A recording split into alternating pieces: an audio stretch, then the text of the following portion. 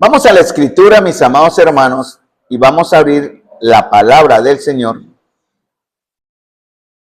O dicho de una manera correcta, la palabra del Señor para usted y para mí.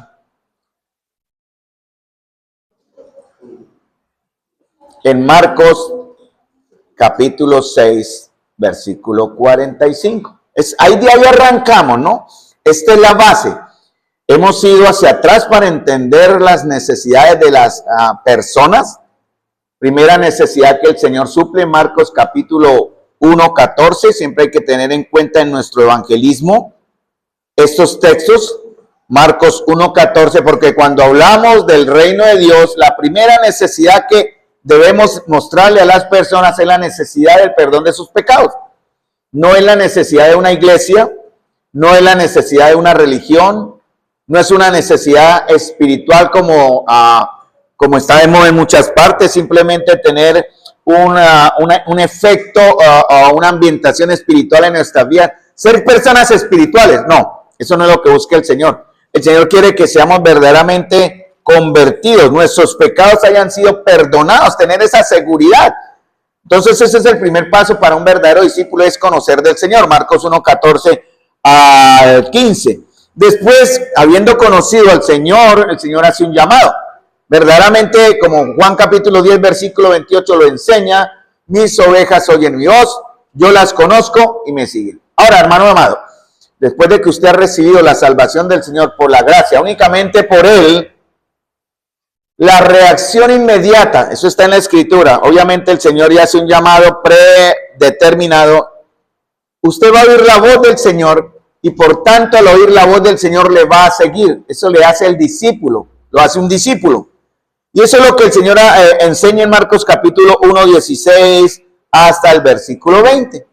Podríamos haber tratado muchas necesidades personales, como cuando el Señor sanó a un leproso, como cuando el Señor sanó a un endemoniado, como cuando el Señor liberó de la muerte a la hija de Jairo, como cuando el Señor hizo muchas cosas a las personas específicamente.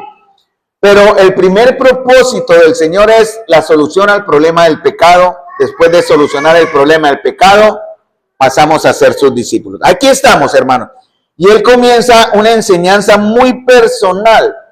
En realidad los protagonistas en el libro de Marcos son el Señor. Recordemos el texto clave de Marcos, ¿se acuerdan? Marcos, ya lo deben tener memorizado, lo hemos repetido muchas veces, 10:45, porque el Hijo del Hombre no vino para ser servido, sino para servir y dar su vida en rescate por muchos. Ese es el texto base de Marcos. Y los otros protagonistas son los discípulos. Y un protagonista específico que se ve repetido muchas veces es Pedro. Entonces, a través de Pedro, ya más adelante veremos alguito de Pedro. Pedro nos va a enseñar también cosas, cómo no ser un discípulo en cierta manera demasiado honesto, demasiado impulsivo, demasiado franco, que eso es bueno, pero no sabio. Y el Señor nos quiere enseñar la sabiduría basado en la compasión. Marcos capítulo 6, versículo 30 en adelante, ahí vimos, ya llegamos al 6:45. Entonces, una de las cosas que el Señor quiere enseñar, Él va a enseñar muchas cosas a través de Marcos. Por ejemplo, estamos viendo en Marcos capítulo 4, cómo vencer el temor, ¿se acuerdan? Ahí vimos hasta Marcos capítulo 6, cuando empezó el 6, 4 al 6, cómo vencer el temor. Un verdadero discípulo vence el temor, no domina el temor. Venimos con temores naturales, el miedo natural, humano, el phobos y el temor a Dios que es implantado y el cual debemos practicar. Ya vimos en el griego las dos palabritas, phobos y tembos, que significa la maravilla que nos lleva al temor reverente. ¿Cuál debemos cultivar? El temor reverente, porque el temor natural lo tenemos. Entonces, mis amados hermanos, el Señor siempre nos va a enseñar cómo vencer el temor. Y una de las cosas que Él confronta a los discípulos en Marcos capítulo 6, versículo 30 en adelante, basado en la compasión. Cuando empecemos a ver a Jesús también, Él nos va a mostrar aspectos de su humanidad increíbles. Hermanos, quien no se enamore de Jesús con esto, hermanos, quien no se enamore más, quiero decir, quien no lo valore más, quien no lo aprecie más, después de haber conocido el aspecto humano del Señor, hermanos, analice su vida y su fe. Porque la Escritura nos muestra a un Salvador al que debemos amar, un Salvador precioso, humano y divino. Atentos a mí, dice Marcos capítulo 6 en la compasión, porque salió Jesús y vio una gran multitud y tuvo compasión de ellos porque eran como ovejas que no tenían pastor. Aquí vamos, porque a través de suplir las necesidades de las multitudes, Jesús les enseña a sus discípulos a vencer el temor. Por ejemplo, quienes ayudan aquí a presidir están venciendo un temor, enfrentarse a gente, a las personas, ¿no? Cómo manejar un auditorio, ¿no? Cómo controlar la voz, cómo ayudar a presentar algo, en cierta manera con métodos humanos, pero guiados por el Señor. Y en realidad estamos acá para aprender, hermanos amados, y los discípulos van a tener que aprender las necesidades, y las intenciones de las multitudes. Eso es lo que vamos a ver hoy. Eso quedamos el jueves anterior. Vamos a ver algunos versos, por ejemplo, en Juan capítulo 6, versículo 60. Vamos a ver cuatro cosas, cuatro razones o cuatro características hoy de por qué algunos siguen a Jesús por las razones equivocadas. ¿Por qué está usted siguiendo a Jesús hoy? Quiero que analice su corazón. Confróntese con esta verdad, mi amado hermano. Pregúntese y respóndase. ¿Yo por qué estoy acá? ¿Qué función cumplo entre el cuerpo glorioso del Señor llamado la iglesia? ¿Soy simplemente una figura decorativa de adorno? ¿Tengo una función? Pues hermanos, para noticia suya y gloria del Señor, el Señor le entrega a usted una función, un don, un trabajo y una responsabilidad en el cuerpo local. Pero también tenemos una responsabilidad afuera, ¿no? Con aquellos que no conocen. Eso lo veremos también este domingo, si el Señor lo permite, en Primera de Tesalonicenses capítulo 3, versículo 12. Capítulo 3, versículo 11 y 12. Ahí vamos a ver cómo necesitamos, hermanos, manifestar nuestro amor primeramente acá, pero también con un reflejo hacia afuera. Bueno, vayamos al punto. Juan capítulo 6, versículo 66. Y en Juan hay correlación, ¿no? La alimentación de los 5,000 está en Marcos capítulo 6. Para ir a la enseñanza cuando estén discipulando, porque aquí aprovecha, uno saca el texto, uno va a Juan 6. Juan 6 se explica por qué el Señor alimentó a las 5,000 personas. Y él enseña a través de Juan capítulo 6, todo el capítulo, pero más que todo a partir del verso 25, cuando él empieza a hablar, yo soy el pan de vida. O sea, la razón por la que él enseñó, la razón por la que él alimentó a las multitudes fue para enseñarles que él era, es y seguirá siendo el pan de vida. Cuando nosotros vamos a las personas, lo primero que tenemos que enseñarles es que Jesús es el pan de vida. No que se incluya en una iglesia, no es traer simplemente llenar la iglesia de personas simpatizantes. Ya veremos eso, porque algo que vimos en el jueves anterior es que algunos comienzan como simplemente simpatizantes, ¿no? Simplemente siguen como, me gusta lo que enseñan allá, voy a empezar a ir. Pero la idea no es que simplemente les guste, sino que sigan y vivan de acuerdo a lo que aquí se enseña, que es al Señor, obviamente. Entonces, mis amados hermanos, Juan capítulo 6, versículo 66. Después de que el Señor les habla, desde el 60 es el contexto, hablando de que son las palabras de vida eterna, dice el 63, el Espíritu es el que da vida, la carne para nada aprovecha, las palabras que yo os he hablado son Espíritu y son vida. Versículo 65, miren esto, yo me asustaría si no cumpliera esta condición. Ninguno puede venir a mí si no fuere dado del Padre. Si usted no está tras Jesús, hermanos, quiere decir que el Padre no lo llevó a Jesús.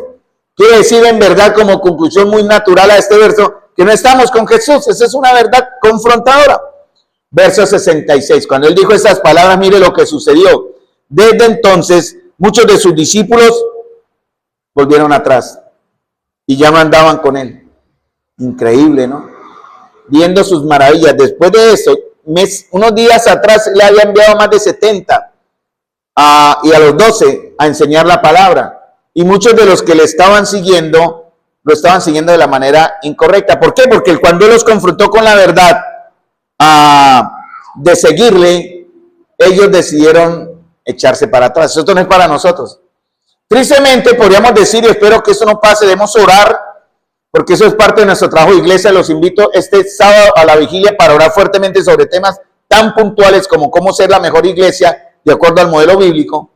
No solamente por orar por cosas tan humanas, naturales y muy respetables, pero hay peticiones mucho más profundas y espirituales que el Señor se gloriaría y se honraría en oír de nuestros labios. ¿Cómo hacer crecer esta iglesia para la gloria del Señor? ¿Cómo hacer crecer nuestra vida para la gloria del Señor? ¿Cómo funcionar nosotros? ¿Cómo ser verdaderamente discípulos para la gloria del Señor, hermanos? Entonces, algunos prefieren seguir de lejos, evitando el compromiso y el verse involucrados. Entonces, muchos de los que decían sus discípulos, ¿qué significa la palabra discípulo? Uno que sigue, ¿no? A alguien que enseña realmente, ¿no? Entonces, cada maestro tiene un discípulo. ¿Hay discípulos en la iglesia de los maestros? ¿Debe haber discípulos en la iglesia de los maestros que enseñamos? En cierta manera sí, pero el maestro principal al que seguimos es al Señor. Quiero decir, para recalcar la idea que no, yo sigo al hermano Carlitos, y yo el otro día, yo sigo al hermano Juanchito, al hermano Aecito, al hermano Yesicito, al hermano Hectico. No, hermanos, no seguimos al hombre, seguimos al Señor. Esa es la primera advertencia. Entonces sí, debemos tener discípulos, obviamente. Eso está en Mateo capítulo 28. Ir a todas las naciones y hagan discípulos. Ahora, si usted hace un discípulo, lo trae a la iglesia. Dice, bautizándolo, porque el discípulo tiene que creer. Si no cree, no puede ser bautizado, hermanos amados. Después de ser bautizado, se le enseña. Y eso es en la iglesia. ¿Quién es el encargado de enseñar en la iglesia al discípulo nuevo que ha sido bautizado? El que lo trajo. No lo puede soltar. Ahí tiene su discípulo. Aquí le va a enseñar. Por eso, hermanos amados, si pusiéramos ese reto una vez al mes, imagínense, somos 40 aproximadamente, por dar un número. Una vez al mes, ganemos un discípulo. Discípulos al final del mes, así todavía no crean y no se bauticen. 40, ¿cierto? Una vez al mes. 12 meses. ¿Cuántos nuevos tendríamos al final del año? Como 360 discípulos nuevos. O tal vez 360 nuevos miembros. Es un reto, hermanos. Para eso necesitamos orar.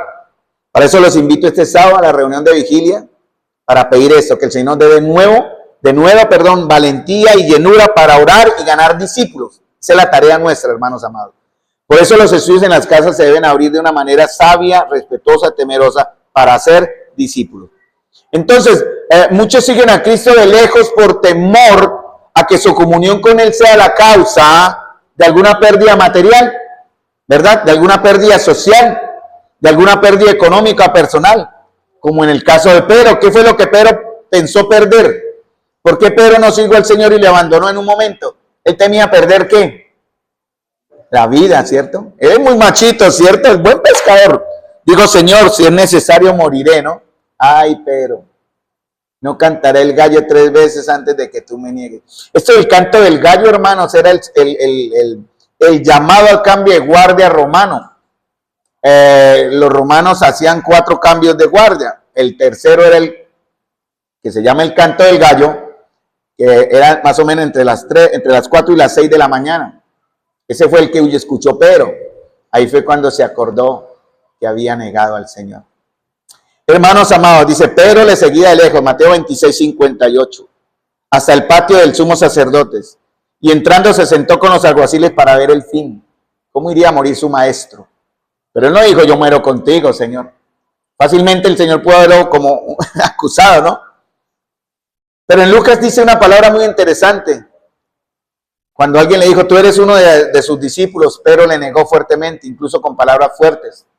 Y el Señor, vuelto su rostro, le miró. Simplemente le miró, hermanos. Y eso fue suficiente para que Pedro sintiera el dolor y la carga de su falta y su pecado. Y se retirara llorando amargamente. Hermanos amados, les invito este sábado otra vez a que estemos orando en la vigilia para que le pidamos al Señor que mire nuestro corazón y como Pedro sintamos la carga y nuestra necesidad y nuestro rechazo a Él en cualquier área que tengamos, hermanos. Muchos de sus discípulos siguieron a Jesús. Muchos de sus discípulos se volvieron atrás y no andaban con Él. Hermanos amados, el segundo punto, vamos a Juan 6:12. Vimos uno en Juan 6:66. Ahora vemos el siguiente punto. Muchos siguen a Jesús por lo numeroso y para ser espectadores de sus milagros. Juan 1, 6, 1 y 2. Dije 6, 12, pero es 6, 1 y 2. ¿Qué dice Juan 6, capítulo 6, versículo 1, versículo 2? Después de esto, Jesús fue al otro lado del mar de Galilea, el de Tiberias, y le seguía gran multitud, ¿cierto? ¿Por qué le seguían? Veían las señales que hacían los enfermos. Era lo novedoso, ¿cierto? Un milagrero, para ellos era un milagrero, un hombre santo que hacía milagros, y muchos le siguieron para ser espectadores de sus milagros y por lo novedoso, por la señal. Imagínense cómo se sentirá usted emocionado ver a un cojo andar, ¿cierto? A un ciego recibir la vista. Increíble que los sanadores modernos de las iglesias modernas nunca van a los hospitales a sanar enfermos, porque sanan siempre en la iglesia, ¿no? Para pensar, hermanos. Pero el que tiene verdaderamente el don de la sanidad, como Dios ordena o da en su palabra, sana según su voluntad, la voluntad divina al que el Señor le mande, no solamente en la iglesia, pero también hay sanidades de otras clases, no recuerden, no solamente la sanidad física, aquí han habido sanidades en la iglesia, hermanos amados, sanidades espirituales, restauraciones de hogar, restauración de vida, son sanidades, sanidades económicas incluso, eso también vale la ilustración, sanidades físicas también hemos visto aquí en la iglesia. Hermanos, el Señor está orando, pero que no sigan ustedes y vengan acá, hermanos amados, simplemente porque veían las señales que Él hace en los enfermos. Por eso esperamos, hermanos, que la reunión de oración de los jueves, como la que tenemos acá, sea tan nutrida como la reunión de los domingos. Eso lo vamos a ver el domingo también. ¿Por qué nuestra reunión de oración de jueves debe ser tan numerosa como el domingo? Les invito a que me acompañen el domingo en la predicación de 1 Tesalonicenses, capítulo 3, versículo 9 hasta el versículo 13. Ahí se les va a enseñar. Hoy el Señor me está enseñando a mí por qué nuestra reunión de oración es tan pobre. Y vergüenza deberíamos darnos. Bueno, tercero, ya vimos Juan capítulo 6, 1 y 2. Juan 6, 15. Juan 6, 15 que nos dice, otros siguen a Jesús por razones que no espirituales. ¿Qué dice Juan 6, 15?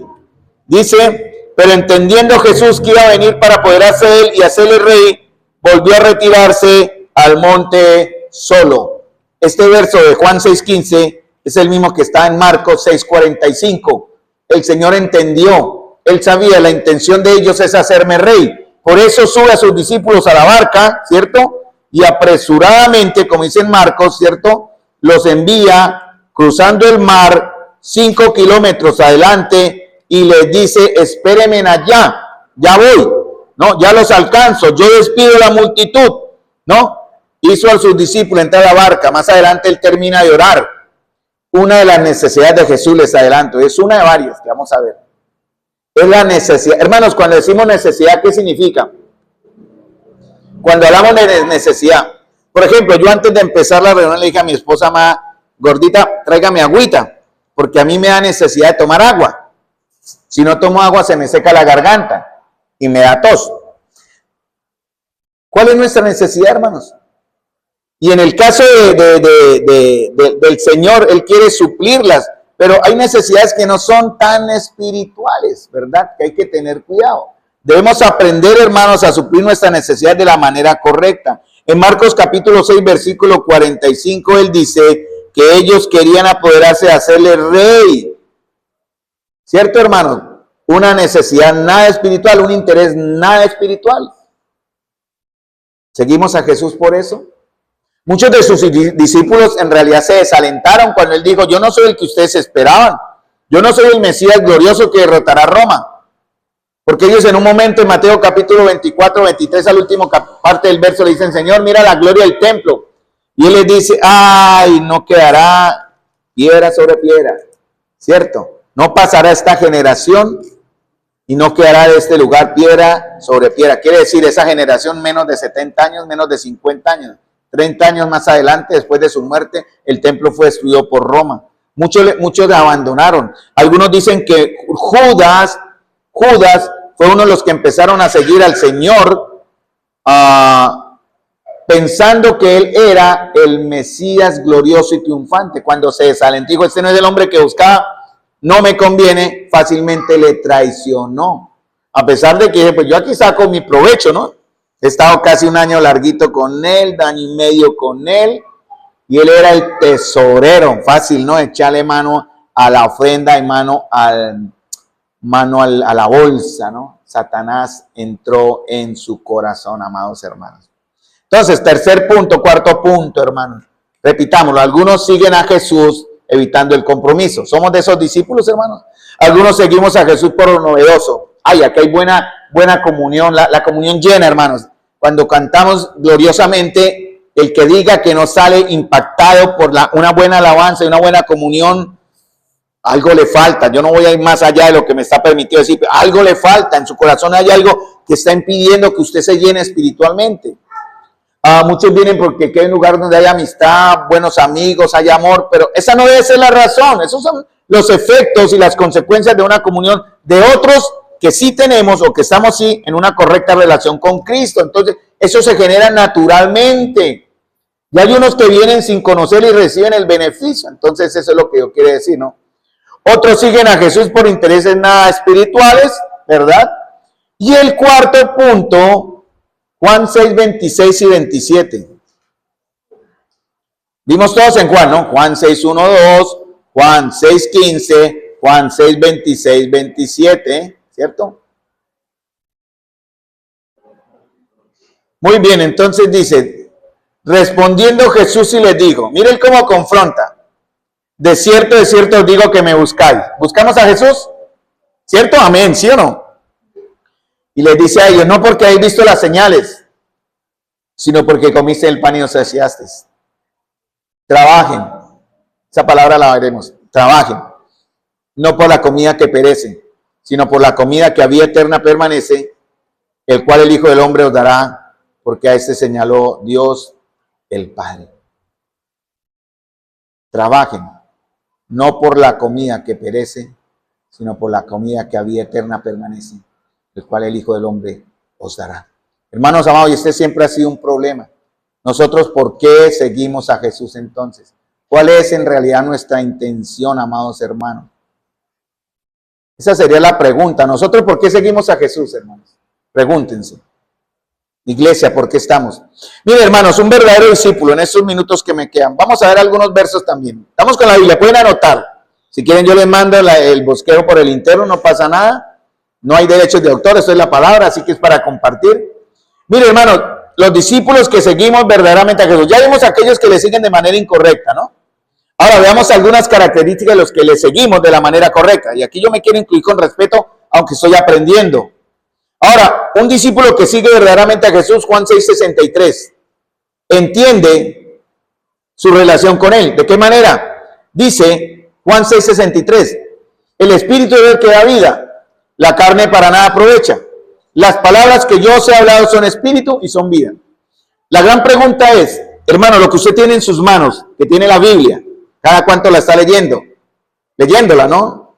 No solamente oírla de otro lado, pero también leyéndola. ¿Qué tanto le está impactando? Esa es la otra pregunta. ¿Y qué tanto son ella para usted espíritu y vida? Pregúntese eso, mi amado hermano, los que estamos aquí presentes, más los amados que están en Zoom. Si la palabra que él ha hablado, que está en la Biblia, son espíritu y son vida, la reacción inmediata es natural, no es forzada. ¿Cuál sería? Si las palabras que él ha hablado, que están en la Biblia, son espíritu, son vida, ¿cuál es la reacción natural? Eso es natural, o sea, no se tiene que forzar, hacer un curso espiritual o un curso bíblico. ¿Cuál es el resultado inmediato? Ya hemos nacido de nuevo. Cuando hemos nacido de nuevo, ¿qué es lo que quiere decir? Cuando sus palabras son, cuando las palabras de él, que están en la palabra, ¿no? Son espíritu y sin vida, hay una reacción inmediata. Recuerden en Marcos y en Lucas que vimos, él les dijo a los pescadores, les dijo, venid en pos de mí y los haré pescadores de hombre. Esas fueron sus palabras de vida, ¿cierto? Como dicen, espíritu y vida. ¿Qué hicieron ellos? Dejándole todo, le siguieron. La reacción inmediata, hermanos, de haber nacido de nuevo, que dijo la hermana Yuri, perfecto, es la obediencia. Eso no puede ser forzado, hermanos. Eso no es obligado. Si no hay obediencia en nuestras vidas como hijos de Dios o creyentes que nos decimos que somos creyentes, algo está pasando en su vida. Tal vez no sea usted un verdadero discípulo. Esa es la advertencia, hermanos. No estamos acá para juzgar. La palabra de Dios es muy clara. La palabra de Dios llama al pecado, pecado. Y llama a la desobediencia, desobediencia. Así que, mis amados hermanos, probaos a vosotros mismos, dice en la Escritura, si estamos en Cristo. Segundo punto, Juan 6:65, 2 versos más adelante, estamos todos en Juan todavía, ¿no? El primero, nosotros entendemos en esa nueva relación que tenemos su espíritu y su vida. ¿Qué más vamos a entender?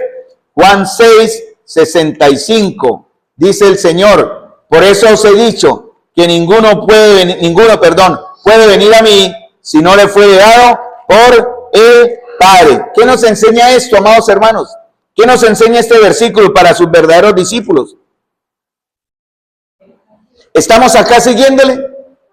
Amén. Sería la respuesta más inmediata. Sí, estoy acá. Estamos acá porque queremos seguirle, porque somos sus discípulos reales. Pero también entendamos, hermano, la fuente de nuestra gracia. ¿Quién nos llevó a Cristo?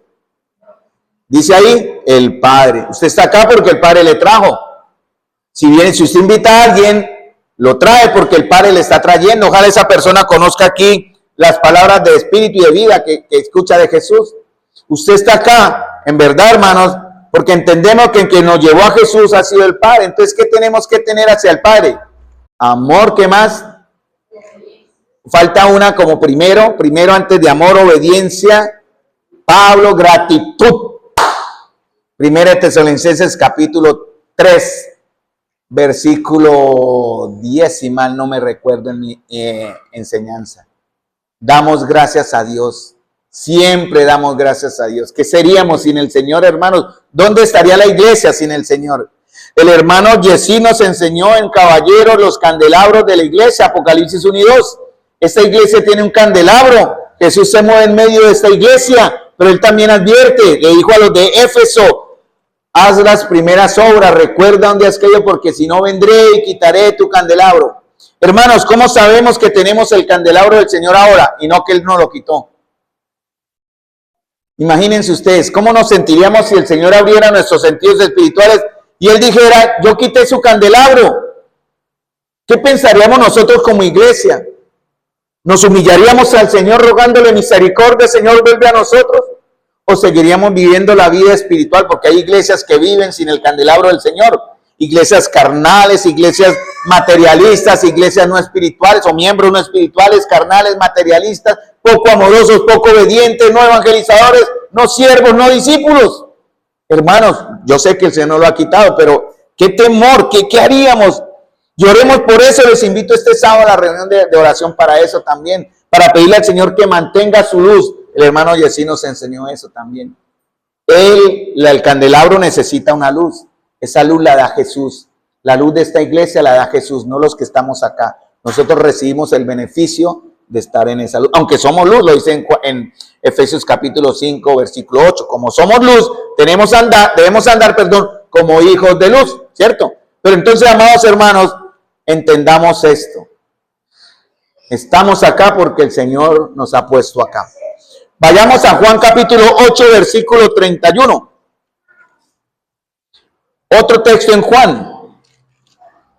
Nosotros los verdaderos discípulos entendemos, o al tener su espíritu, su vida obedecemos, entendemos que estamos acá porque el Padre nos trajo, y entendemos que Juan capítulo 8, versículo 31. ¿Qué dice? Dijo entonces Jesús a los judíos que habían creído en él. Cambiémosle el nombre. Dijo entonces Jesús a los discípulos que habían creído en él. Cambiémosle también el nombre. Dijo entonces Jesús a Carlos que había en él. Dijo entonces Jesús a Jenny que había creído en él. Dijo entonces Jesús a Héctor que había creído en él. Si vosotros permaneciereis en mi palabra, ¿qué dice? Seréis. Miren el tiempo en el que está el tiempo seréis.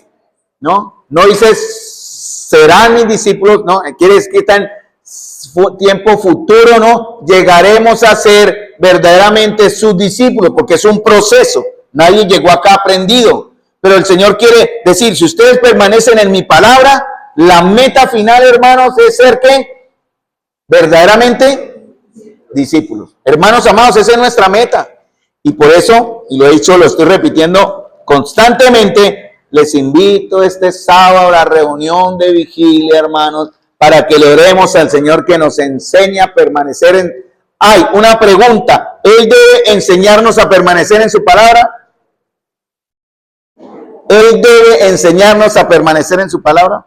Por ejemplo, el domingo veremos algo del amor que Dios me da, pero el amor también es intencional. Dios me da el amor, pero la intención mía es recibir ese amor y yo obedezco entregando ese amor. Ahora, Dios me ha dado ¿qué? Su palabra y yo debo entonces permanecer. Y eso es sacrificio, trabajo. Trabajen por la comida que a vida eterna permanece. Yo cuando tengo pico y placa, 9 de la mañana hasta medianoche, mi esposa es testigo y no lo digo para jactancia, lo digo por necesidad, porque es mi tiempo libre en el carro. Trato de hacerlo con el celular, es muy difícil, llego en las tardes, pero mi propósito es conocer y estudio. Yo estudio y termino como, mi esposa me da cuenta cómo terminan mis ojitos después ya que no veo, ya todo abuelito, todo cansado, pero hermano, es porque yo quiero sacrificarme para conocer a mi Señor y no lo conozco ni esto y eso que yo le dedico tiempo. Hay varones que le dedican mucho más tiempo. A ellos yo puedo dar nombre, pero no los daré. Que yo quiero aprender de ellos. Pero yo quiero, lo que yo estoy aprendiendo no es nada, hermano, en comparación a lo que nos falta. ¿Qué tal si ustedes no hacen? Pongo el ejemplo con mucho respeto, ¿no? El ritmo del hermano Carlos, si ustedes los llevan más bajito, entonces, ¿qué están aprendiendo del Señor? Claro, Juan 15 habla, yo soy la vid, vosotros los pámpanos, habla de permanecer, es estar, es una acción, ¿cierto? Es una acción consciente, es una acción intencional, hermanos. Por eso, vea, permanecer en la comunión es intencional. Eso significa levantarme y venir. Suena muy cómodo y lo digo con amor y respeto para los que están allá, ni más faltaba. No me vayan a malinterpretar, por favor. Pero el Señor quiere que estén acá, no que estén allá. Por eso ya cumplió su cometido. Damos gloria a Dios por esa bendición en tiempo de pandemia, pero ya Zoom no va más. Entonces, amados hermanos, los que están en sus casitas cómodos, tal vez como una vez un hermano en Zoom hace muchos años, sin querer queriendo, prendió su cámara en un estudio, estaba sin camisa, y nosotros, hermano, no lo quiere, y el hermano inocente, no, está bien, él no lo hizo con mala intención, no me malinterprete, él estaba ahí en su comodidad, ¿no? No sé si estaba sin camisa, no sé mal. Hermanos, ese no estaba recibiendo la palabra, ¿no? Un mal ejemplo, pero es ilustrativo, hermanos. Hay que tener mucho cuidado, aquí está el Señor, hermanos, por eso les invito con amor. Venir aquí, hermano. Aquí no vamos a venir sin camisa, con nuestras mejores galas, si fuera posible, ni más faltaba. Pero, hermanos amados, son cosas que pasaron, anécdotas que sucedieron. Pero miren las comunidades que Zoom permiten eso, ¿no? Usted puede estar relajado en su cama. No, hermano, él quiere que estemos sentados acá, con la escritura en nuestro regazo, con nuestros oídos atentos, aprendiendo del Señor. Ilustración, hermanos. Por favor, les advierto, no tomen este ejemplo como un juzgamiento, simplemente como una ilustración en amor, hermanos, para hacerles entender dónde es nuestro lugar. Juan capítulo 15 habla siempre de permanecer. Muy bien, Juan 8:31, Juan 6:70, el último de ahora, Juan 6:70. Los verdaderos discípulos no solamente entendemos que tenemos su espíritu y su vida y obedecemos, no solamente entendemos quién nos ha llevado a donde estamos ahora es el Padre, no solamente entendemos que debemos permanecer en Él en obediencia, sino también, hermanos amados, esta es la prueba. ¿Qué dice Juan capítulo 6, versículo 70? Y ya le estaba advirtiendo a uno. Los discípulos no entendieron, pero el que, como dicen, el que lo entendió, lo entendió. ¿Qué dice Juan 6:70? No os he escogido ya vosotros. ¿Qué más dice? Y uno de vosotros es diablo. ¿Qué es la palabra? ¿Qué significa la palabra diablo? Porque el enemigo se identifica con varios nombres, ¿no? El dragón, la serpiente antigua, diablo, Satanás, ¿cierto? ¿Qué es diablo? Contradictor, ¿cierto? Exacto. Entonces, hermano, miren lo que dice el Señor. Aquí no van a haber Judas, como el Judas del que él habla acá, ¿no? Ay, Dios mío. Aquí no van a haber Judas como el Judas, pero él sí nos dice, yo los he escogido, y uno de ustedes es el contradictor, ¿no? El opositor, el acusador. ¿Por causa de qué? Un mal testimonio, un mal comportamiento, una mala práctica cristiana, hermanos, dañamos la fe. Entonces, para terminar, amados hermanos, La multitud fue beneficiada. Marcos 6:45. Volvamos a Marcos, pero teníamos que hablar de las características de los discípulos. Obviamente eso es parte del estudio, porque el Señor está enfocado en los discípulos y utiliza actores secundarios como las multitudes y otros más que necesitaron la ayuda. Quiere enseñarles a los discípulos qué aspecto. ¿Se acuerdan que vimos Marcos 6:34? ¿Cuál es el aspecto, hermanos amados? Atención, ¿cuál es el aspecto que el Señor quiere enseñarnos de su carácter como discípulos? Juan 6:34, ya lo vimos. Compasión, hermanos. Compasión, y eso se ve a través de toda la escritura. Juan habla de la compasión, del amor. No, ¿qué es la palabra compasión? ¿Dónde nace la compasión, hermanos? Ya lo vimos también, recuerden. Porque no volvemos a empezar el estudio. ¿Dónde comienza la compasión? En el corazón. ¿Cómo se manifiesta la compasión? Con no darle a la persona lo que no merece, es darle algo. O sea, ¿dónde termina la compasión, por decir algo? ¿Con qué? Con la misericordia. La compasión comienza en el corazón, se manifiesta con misericordia. Ejemplo, tengo compasión del hermano que está sin zapatos, o del hermano. ¿Cómo le muestro misericordia? Con una acción. Hermano, vaya, cómprese unos zapatos. Mire a un hermano, no porque esté sin zapatos, no, me gustan los zapatos del hermano, muy bonitos, mocasines. Pero no es el ejemplo, es para el ejemplo. Hermanos, la misericordia se muestra en una acción. ¿Sí me entienden el principio? Amén. Compasión para venir a la iglesia, misericordia para actuar. Aquí es donde practicamos el amor, aquí vemos necesidad, vamos a orar, vamos a sentir compasión ahora en la oración. Por eso les invito, amados hermanos, fíjense que recalqué mucho, ¿no? Este sábado, la reunión de vigilia, para ejercitarnos en la compasión. Y el lunes, a partir de domingo, perdón, practicar la misericordia los unos a los otros. Ese es el ejemplo. Entonces, hermanos, no perdamos de vista que el Señor va a continuar enseñando principios fundamentales a sus discípulos, preparándolos para el ministerio. Para nosotros también es esta enseñanza. Hermanos, ser discípulo tiene un costo, ¿sí o no? Y los requisitos, ¿quién los pone? El maestro el que seguimos, ¿cierto? No los pone la iglesia. Es que ya me exigen mucho en la iglesia. No, hermanos, nosotros pedimos lo que el Señor pide.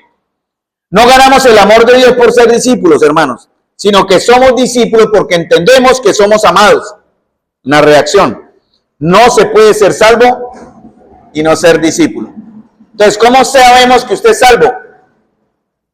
Porque es un discípulo. Esa es la lógica de la Biblia. Vamos a dejar acá porque a partir del próximo jueves vamos a ver algunos textos en Lucas sobre el costo del discipulado. Tiene un costo. ¿Cuánto le vale? El ser discípulo no se compra. Eso es algo que se tiene que trabajar. Vamos a ver, por ejemplo, algo que tiene que ver con la lealtad, algo que tiene que ver con la obediencia, ¿sí? Algo que tiene que ver con la perseverancia, más o menos. Vamos a verlo eso el próximo jueves. Les dejo ahí el abrebocas. No se puede ser salvo si no es discípulo. Así que, hermano amado, pregúntese. Si yo no estoy siendo un discípulo que cumple las condiciones que ya hemos visto a través de la Escritura, hay muchas, aquí faltaron muchas. ¿Puedo decir que soy salvo, hermanos? ¿Puedo en verdad decirlo? Pregunta, ¿cierto? No estamos para juzgar, yo me miro a mí mismo. Yo sí quiero ser discípulo, estoy trabajando para ser discípulo. Espero ser un verdadero discípulo. Entonces, mis amados hermanos, vamos a terminar aquí con otra palabra de oración. Porque un verdadero discípulo, hermanos, ¿qué hace? Ora. Ora, porque depende de quién. Del maestro. ¿Dónde está el maestro ahora? En los cielos y está acá. Entonces, un verdadero discípulo le encanta orar. Entonces, les invito, amados hermanos, a los que somos verdaderamente sus discípulos, este sábado a la vigilia, para que mostremos por medio de nuestras oraciones que somos verdaderamente discípulos.